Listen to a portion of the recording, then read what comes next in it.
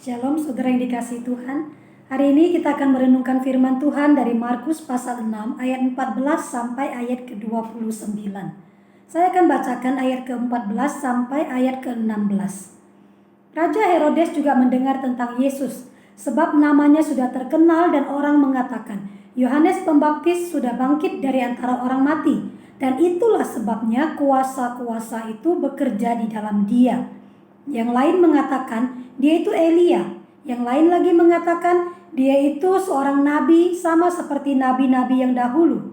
Waktu Herodes mendengar hal itu, ia berkata, bukan, dia itu Yohanes yang sudah kupenggal kepalanya dan yang bangkit lagi.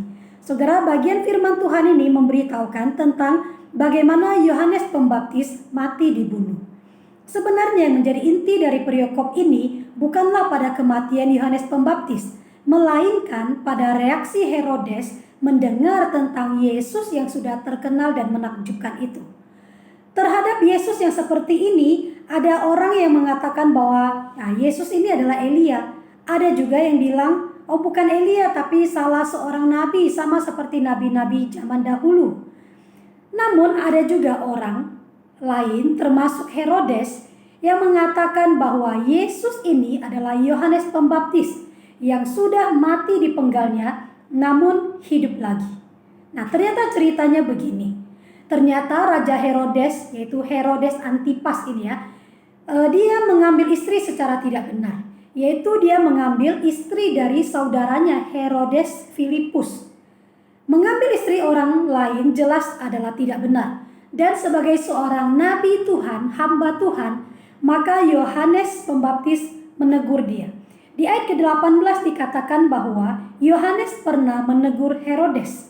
Namun sebenarnya bukan sekedar pernah menegur, melainkan sudah berkali-kali menegur. Sudah berulang-ulang kali menegur Herodes ini.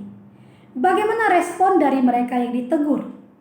Pertama kita lihat bagaimana respon dari Herodias. Herodias menjadi sakit hati. Dia dendam kepada Yohanes dan dia ingin membunuh Yohanes. Terus bagaimana respon dari Raja Herodes? Raja Herodes dia sebenarnya merasa segan kepada Yohanes Pembaptis. Karena dia tahu Yohanes ini adalah orang benar. Apa yang ditegurnya benar. Apa yang dikatakan, apa yang diajarkannya itu benar. Dan Raja Herodes sebenarnya sangat menyenangi mendengarkan Yohanes Pembaptis. Dua orang ditegur, yang satu sakit hati dan yang lain menyadari kesalahannya. Namun menyadari kesalahannya juga dia tidak bertobat. Hanya saja dia tidak sakit hati, tidak dendam dan tidak sampai mau membunuh Yohanes. Nah, suatu ketika Raja Herodes berulang tahun. Dia mengadakan pesta, mengundang banyak tamu. Pada event itu, putrinya menari di depan raja dan di depan para tamunya. Raja merasa begitu disukakan, begitu senang, dan dalam senangnya itu raja berkata, bersumpah kepada putrinya, mintalah apa saja yang kamu inginkan dan aku akan memberikannya kepadamu. Nah, putrinya pun bertanya kepada mamanya, bertanya pendapat mamanya, sebaiknya minta apa? Dan mamanya mengatakan, minta kepalanya Yohanes Pembaptis. Nah, karena Raja Herodes sudah bersumpah di depan orang banyak, dia merasa dia harus menepatinya. Dan dia mengutus orang untuk memenggal kepala Yohanes Pembaptis. Mengambil kepalanya, memberikannya sebagai hadiah kepada putrinya, dan putrinya memberikannya kepada mamanya. Apa yang kita bisa pelajari dari bagian firman Tuhan ini? Pertama kita belajar dari Yohanes.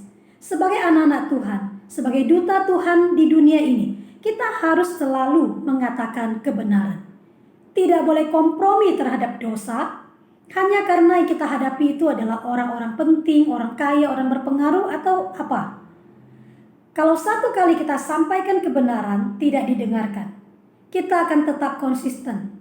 Kita dengan sabarlah tetap mengatakan kebenaran itu, mengharapkan orang yang salah jalan itu akan bertobat kembali ke jalan Tuhan. Kemudian kita juga belajar dari Herodias. Apa yang dipelajari dari dia? Jangan pelajari apa yang dilakukannya, jangan ikuti apa yang dilakukannya. Melainkan setelah melihat apa yang dilakukannya, kita belajar untuk tidak melakukan seperti yang dia lakukan. Kalau kita ditegur, mestinya kita berterima kasih kepada orang yang sudah mau menegur kita itu. Bukan malah menjadikan dia itu musuh kita. Merencanakan untuk mencelakai dia, sampai akhirnya kita sendiri jatuh kepada dosa yang lain lagi. Saudara, kita juga bisa belajar dari Raja Herodes. Belajar dari ketidakberaniannya agar kita menjadi seorang yang berani, seorang yang tegas memperjuangkan kebenaran. Herodes kan dia suka mendengarkan apa yang dikatakan atau diajarkan Yohanes. Maka kalau suka dengar, setelah dengar mestinya dilakukan. Sudah ditegur, mestinya didengarkan tegurannya itu, dilakukan. Dia tahu Yohanes itu orang baik. Kalau tahu dia orang baik, maka jangan bunuh dia hanya demi sebuah hadiah bagi putrinya. Saudara, kalau kita tahu sesuatu itu dosa, tidak cukup hanya tahu dosa, tapi harus tinggalkan dosa itu.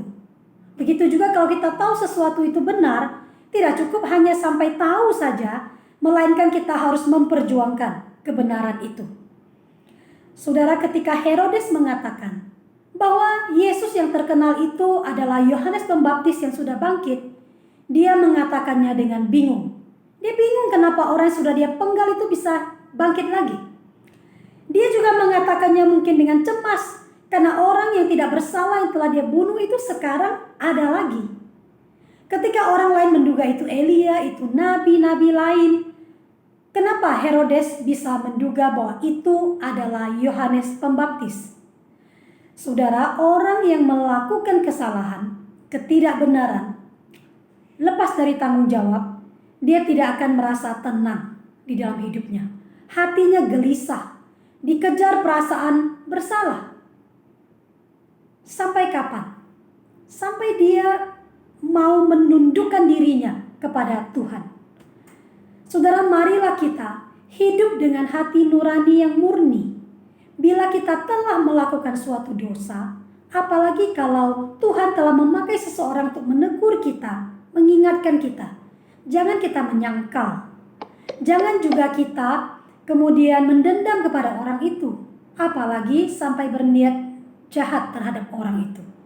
Melainkan dengan lembut hati, kita terima tegurannya dan kita bertobat. Kiranya firman Tuhan ini memberkati kita. Amin. Kasih yang ajaib, kasih dari Golgota, kasih yang ajaib membawa Tuhan dari surga.